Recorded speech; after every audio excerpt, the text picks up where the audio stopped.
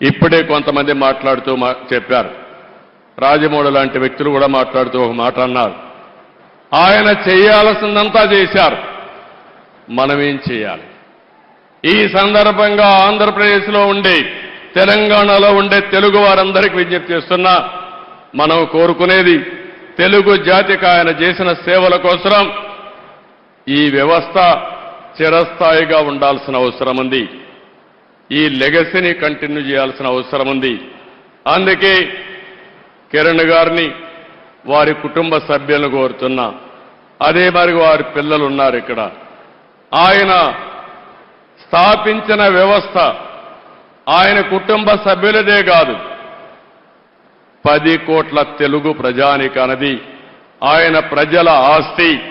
అలాంటి ఆయన స్థాపించిన వ్యవస్థల్ని భావితరాలకు అందించే బాధ్యత వారు తీసుకుంటే, మనందరం కలిసి ఆయన స్ఫూర్తి ఎల్లప్పుడూ తెలుగు జాతిలో ఉండే విధంగా మనం ఆలోచించాల్సిన అవసరం ఉంది. ఎన్టీ రామారావు గారికి కూడా భారతరత్న ఇవ్వాలని చెప్పి మనం ఎప్పటి నుంచో పోరాడుతున్నాం. అదే సమయంలో రామోజీరావు గారికి కూడా భారతరత్న సాధించడం మనందరి బాధ్యత. ఒక పక్క ఎన్టీ రామారావు గారు, ఒక పక్క రామోజీరావు గారు, ఇద్దరికి ఇద్దరే అలాంటి మహానాయకులకి, యుగ పురుషులకి మనం నివాళులర్పించడం అంటే ఇలాంటి కార్యక్రమంలో భాగస్వాములు కావడమేనని చెప్పి నేను మీకు తెలియజేస్తున్నాను. ఇది కాకుండా అమరావతి ఆయన పెట్టిన పేరు, ఆయన ఇచ్చినటువంటి ఆ రోజు సలహా, ఈరోజు నేను ఆలోచిస్తున్నాను.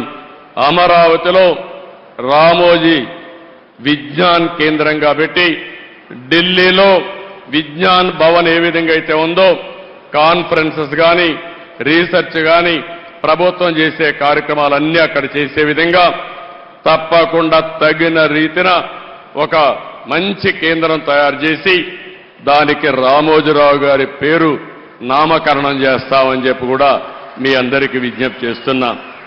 అదే మాదిరిగా ఒక రోడ్డు కూడా రామోజీరావు గారి మార్గని, లేకుంటే మార్గమని ఒక రోడ్డు కోసం కూడా ఆయన పేరు పెట్టడం. అదే మాదిరిగా విశాఖపట్నంలో ఆయన యొక్క జీవితాన్ని ప్రారంభించింది, మొట్టమొదటిసారిగా పేపర్ పెట్టింది.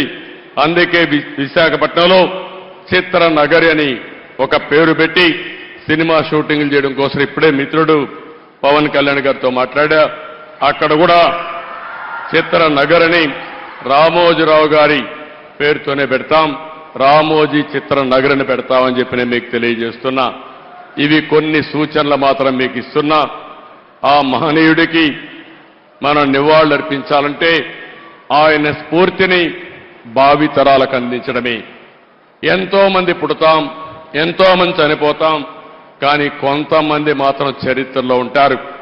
అలాంటి చరిత్రలో చిరస్థాయిగా నిలిచిపోయే వ్యక్తి రామోజీరావు గారు. అలాంటి వ్యక్తి సంస్కరణ సభ చేయడం నా అదృష్టంగా నేను భావిస్తున్నాను.